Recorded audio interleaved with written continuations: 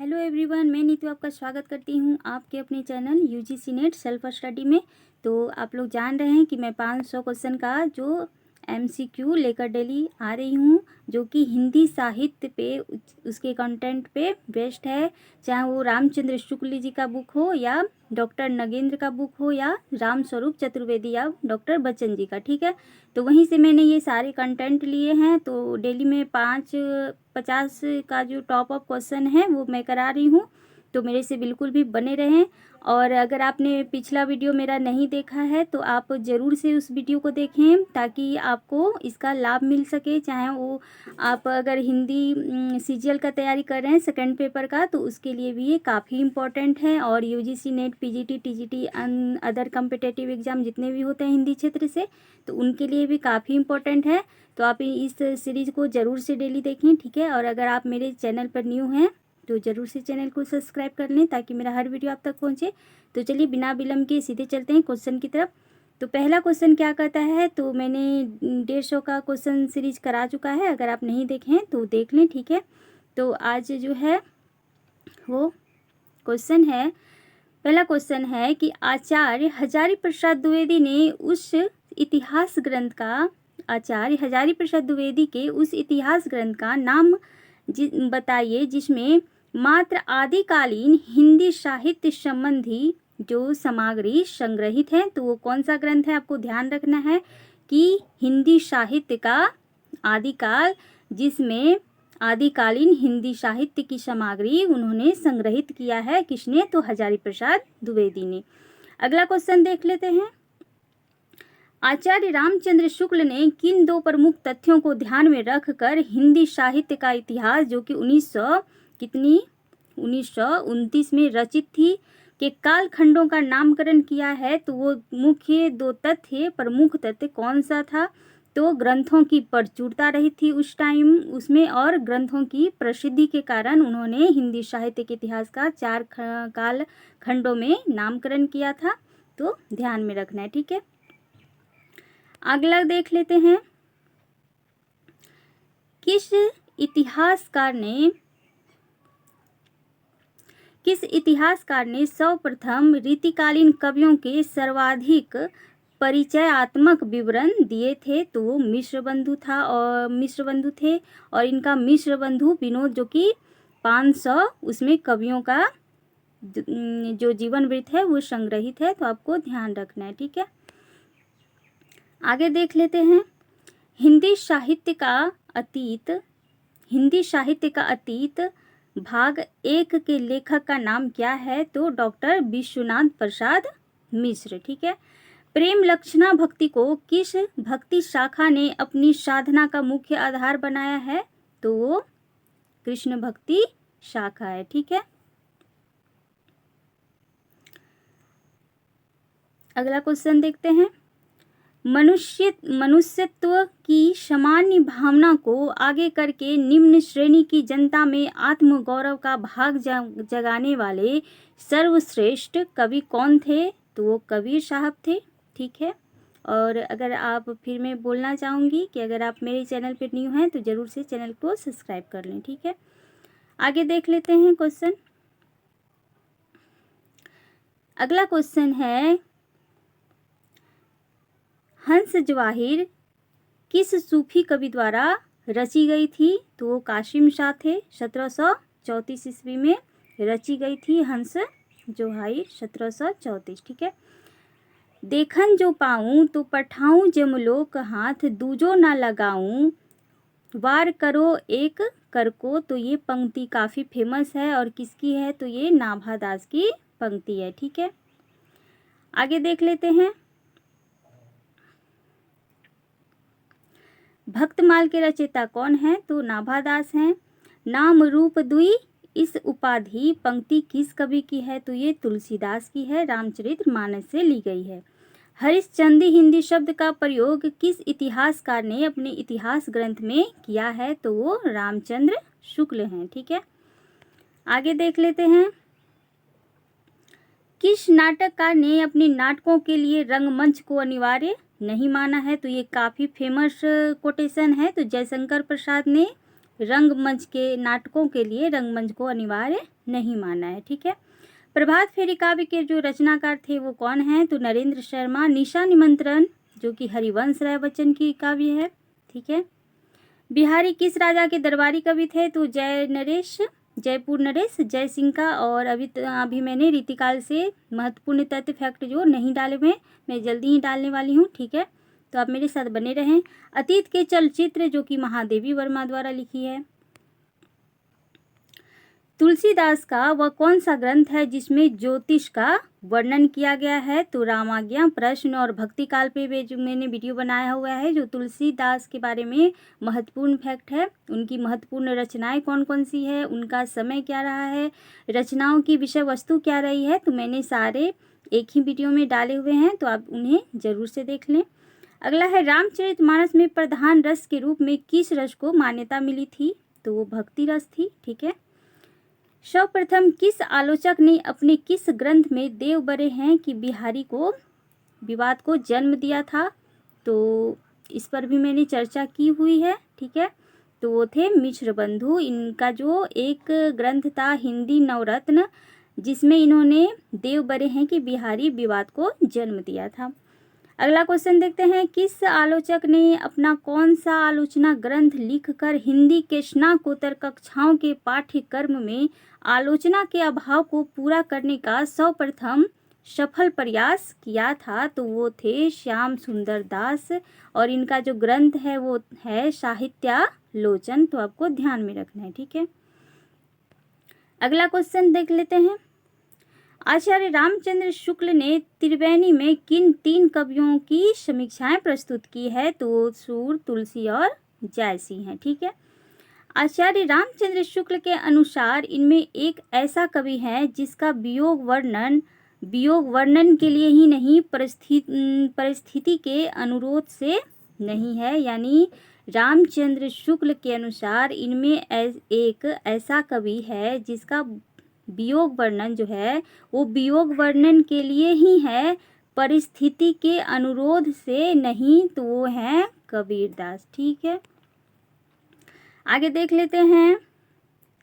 गोरी के रंग भीजियो सांवरों के रंग भजी गो गोरी। तो पंक्ति के जो रचनाकार हैं वो पद्माकर हैं।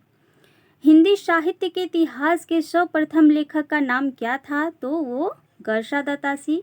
ठीक है, जिन्होंने फ्रेंच भाषा में सर्वप्रथम इतिहास हिंदी साहित्य का जो इतिहास है उनकी रचना की थी। ठीक है, आगे देख लेते हैं। पद्मावत किसकी रचना है? तो ये मलिक मोहम्मद जायसी की है। बैताल पचीसी सूरती मिश्र की।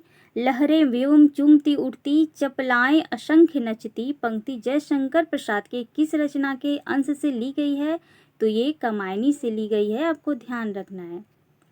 आगे देखते हैं, किस छायावादी कवि ने संवाद शैली, कौन सी शैली? संवाद शैली का सर्वाधिक उपयोग किया था? तो वो जयशंकर प्रसाद हैं।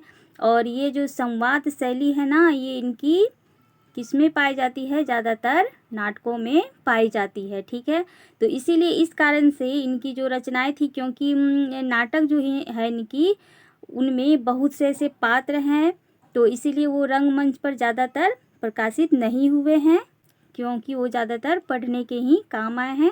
तो इसलिए इन्होंने नाटकों के लिए रंगमंच को अनिवार्य नहीं माना। तो ये आपको ध्यान रखना है। अगला क्वेश्चन देख लेते हैं। व्यवस्था, प्रियता और विद्रोह का विलक्षण संयोग किस प्रयोगवादी कवि में सबसे अधिक मिलती है? तो वो अज्ञे जी थे, जिनका नाम जो था क्या था? सच्चिदानंद हीरानंद वात्स्यायन अज्ञे। ठीक है, भारतेंदुकृत जो भारत दुर्दशा है किस साहित्य रूप का हिस्सा है? तो वो नाटक साहित्य का हिस्सा है। ठीक है, अगला क्वेश्चन है, जो अपनी जान खपाते हैं उनका हक उन लोगों से ज़्यादा है जो केवल अपना रुपया लगाते हैं। यह कथन गोदान के किस पात्र द्वारा कहा गया है? तो ये महतों द्वारा कहा गया है, और ये क्वेश्चन आ चुका है यूजीसी नेट के एग्जाम में। ठीक है, पवित्रता की माप है मलिनता, सुख का आलोचक है दुख, पुण्य की कसौटी है पाप। यह कथन स्कंद गुप्त नाटक के किस पात्र द्वारा कही गई है? तो वो देवसेना थे। और ये भी आ चुका है। दोहा कोश के रचयिता जो कि सिद्धश्रभा प्रथम कवि माने गए हैं। प्रेम सागर के रचनाकार लल्लू लाल जी हैं। यह युग यानी कि भारतेंदु बच्चे के समान हंसता खेलता आया था, जिसमें बच्चों की निश्चिलता, निश्चलता, अक्खरपन, सरलता और तन्मयता थी। यह कथन किस आलोचक का है? तो ये शुक्ल जी के बुक से लिया गया कोटेशन है, तो उन्होंने ही भारतेंदु युग के बारे में अपना विचार प्रकट किया है। आगे देख लेते हैं। मनुष्य से बड़ा है उसका अपना विश्वास और उसका ही रचा हुआ विधान। अपने विश्वास और विधान के सम्मुख ही मनुष्य विवशता अनुभव करता है और स्वयं ही वह उसे बदल भी देता है। यह कथन किस उपन्यासकार का है? तो ये हजारी प्रसाद द्विवेदी जी का महत्वपूर्ण कथन है। और ये कथन के ही बारे में नहीं, अगर आप निजी जीवन से इसे संबंधित करेंगे तो आपको दिखाई देगा कि हम अपना विधि विधान स्वयं लिख सकते हैं और स्वयं उसे प्रतिपादित कर सकते हैं और स्वयं उसे मिटा भी सकते हैं। तो इन्होंने इस ध्येय से यहाँ पे ये कोटेशन को प्रतिपादित किया है। ठीक है, आगे देख लेते हैं। वीरों का कैसा हो बसंत कविता के जो रचयिता हैं वो कौन है? तो सुभद्रा कुमारी चौहान है। ठीक है, अगला देख लेते हैं। आंसू कविता काव्य के रचयिता जो हैं वो जयशंकर प्रसाद हैं। रामचरितमानस में कितने कांड हैं? तो टोटल 7 कांड हैं। तो मैंने एक ट्रिक के माध्यम से आपको 7 कांड याद करवाया था कि बालक अयोध्या में अर गया कि सुंदर लंका उतर गया। तो बाल कांड, अयोध्या कांड, अरण्य कांड, किष्किंधा कांड, सुंदर कांड और उत्तर कांड। तो इस तरह आपको 7 कांड मैंने अच्छे से याद करवाया था। अगर आपने वो वीडियो नहीं देखा है तो ज़रूर से देखें। ठीक है, तो किस काल को स्वर्ण काल कहा जाता है? तो वो भक्ति काल को कहा जाता है। और भक्ति काल को स्वर्ण काल की संज्ञा किसने दी थी? तो वो कौन थे? तो ग्रियर्सन थे। ठीक है, ग्रियर्सन थे। तो यह भी आपको ध्यान में रखना है। आगे देख लेते हैं। गाथा या गाहा कहने से किस लोक प्रचलित काव्य भाषा का बोध होता है? तो वो प्राकृत है और ये क्वेश्चन कई बार आ चुका है, शुक्ल जी के बुक से है। ठीक है, आगे देख लेते हैं। गाथा गाहा करने से किस लोक प्रचलित, तो ये रिपीट हो गया क्वेश्चन। ठीक है, सिद्धों की उद्धत रचनाओं की काव्य भाषा है कैसी है? तो देश भाषा मिश्रित अपभ्रंश अर्थात पुरानी हिंदी है। ठीक है, अपभ्रंश भाषा के प्रथम व्याकरणाचार्य कौन थे? तो वो थे हेमचंद्र। ठीक है,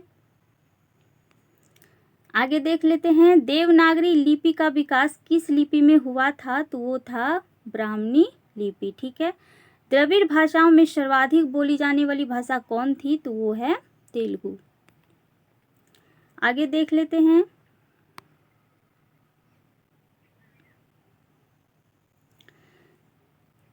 किस भाषा को द्रविड़ परिवार की सभी भाषाओं की जननी कहा गया है? तो वो है तमिल भाषा। ठीक है, किस भाषा को भारतीय आर्य भाषाओं की जननी, भारतीय आर्य संस्कृति का आधार, देव भाषा आदि नामों से भी जाना जाता है?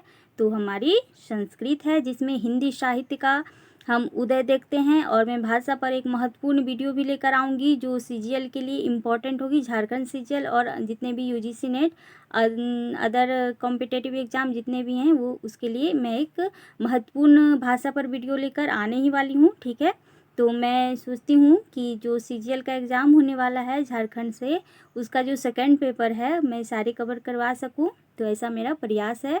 तो बने रहें मेरे साथ। ठीक है, आगे देख लेते हैं कि सखी लीनो मीन मृग खंजन कमल ने पंक्ति किस कवि की है? तो ये है ठाकुर की और ये नई पंक्ति है, हो सकता है कि आ जाए। ठीक है, बिहारी रीतिकाल की किस परंपरा के कवि हैं? तो रीति सिद्ध।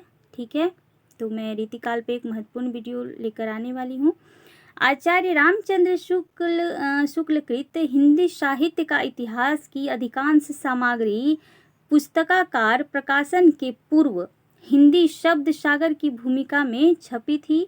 इस भूमिका में उसका शीर्षक क्या था? तो हिंदी साहित्य का विकास, ये भी ध्यान में रखना है। तो टोटल आज मैंने जो है आपको 50 क्वेश्चन कराया है, ठीक है। अगला मैं 50 कल लेकर आऊँगी, तो ऐसे टोटल 500 का मैंने महत्वपूर्ण क्वेश्चन सीरीज बनाया है, जो आप तक मैं पहुंचाने वाली हूं और पहुंचा रही हूं। तो बिल्कुल भी आप मेरे साथ बने रहें, और मैं सीजीएल का ज़रूर से उसका सिलेबस को कवर करवाने वाली हूं, चाहे वो नाटक हो, कहानी हो, या अन्य विधाएँ हो, या निबंध हो, जितने भी हैं।